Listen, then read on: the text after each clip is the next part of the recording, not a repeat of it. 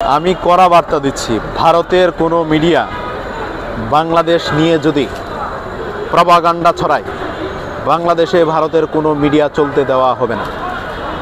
আমি আবার বলছি, আমার দেশ এবং আমার সার্বভৌমত্ব নিয়ে কেউ যদি প্রশ্ন তুলতে চায়, প্রপাগান্ডা ছড়ায়, আমরা কঠোর হাতে আমরা নিয়ন্ত্রণ করব। ভারতের কোনো মিডিয়া চায় না বাংলাদেশে চলুক। ভারতের কালচার বাংলাদেশে ঢুকে বাংলাদেশের যে কালচার আছে, যে সম্প্রীতি আছে, সেটিকে নষ্ট করার চেষ্টা করছে।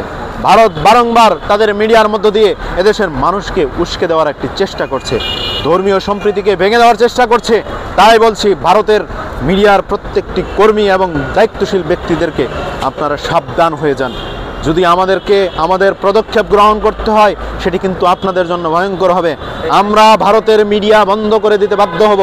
আপনারা মিথ্যাচার করছেন এদেশকে নিয়ে, এদেশের স্বাধীনতা সার্বভৌমত্ব নিয়ে আপনারা প্রতিনিয়ত মিথ্যাচার করছেন। আমরা প্রস্তুত আছি, আপনারা আপনাদের প্রতিনিধি পাঠান।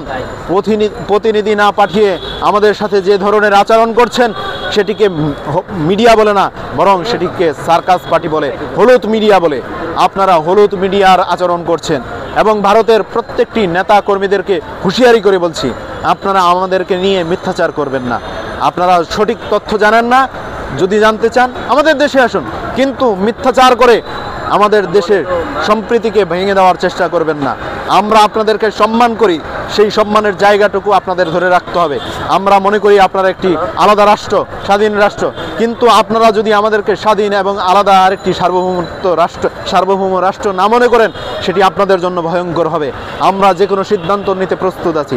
সর্বোপরি একটি কথা বলে যাই, মিডিয়ার ভাইয়েরা যদি মনে করেন ভারতের রিপাবলিক বাংলা সহ CNN সহ যারা আছেন এই যে গুজব ছড়াচ্ছেন, তাদেরকে সতর্ক করে দিচ্ছি, আপনারা যদি সেটি বন্ধ না করেন, বাংলাদেশে কোনো মিডিয়া চলতে দেওয়া হবে না।